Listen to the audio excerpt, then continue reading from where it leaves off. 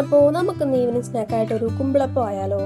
നിങ്ങൾക്ക് എല്ലാവർക്കും ഉണ്ടാക്കാൻ അറിയുന്ന, എല്ലാവർക്കും ഇഷ്ടമുള്ള സംഭവമായിരിക്കും അല്ലേ കുമ്പിളപ്പം. എന്നാലും ഞാനൊന്ന് കാണിക്കാം. ഞാൻ അതിനായിട്ട് എടുത്തിട്ടുള്ളത് നല്ല പാകത്തിന് പഴുത്ത് നല്ല മധുരമുള്ള വരിക്ക ചക്കയാണ് കേട്ടോ. അത് ചെറിയ കഷ്ണങ്ങളാക്കി അരിഞ്ഞ് മിക്സിയുടെ ജാറിലിട്ട് അരച്ചെടുത്തതിലേക്ക് പൊടിച്ച ശർക്കരയും നെയ്യും ഏലക്കയും, ഏലക്കയുടെ പൊടി ആയാലും മതിയെ, എൻ്റെ കയ്യിൽ ഏലക്കപ്പൊടി ഇല്ലായിരുന്നു, അതുകൊണ്ടാണ് ഞാൻ ഏലക്ക ചേർത്തത്. പിന്നെ ചുക്കുപൊടി ചേർക്കുന്നത് ഞാൻ വീഡിയോയിൽ എടുക്കാൻ മിസ്സായി പോയിട്ടുണ്ട്, അപ്പോൾ ചുക്കുപൊടി ചേർക്കാം. അതിനുശേഷം സ്റ്റവ് ഓൺ ചെയ്ത് ഒരു മീഡിയം ഫ്ലെയിമിൽ വെച്ച് ഈ ഒരു പാകം കണ്ടോ, ഈ ഒരു പാകത്തിലാവുന്നവരെ ആ മാവിനെ ഇളക്കി മിക്സ് ചെയ്ത് വേവിച്ചെടുക്കുക.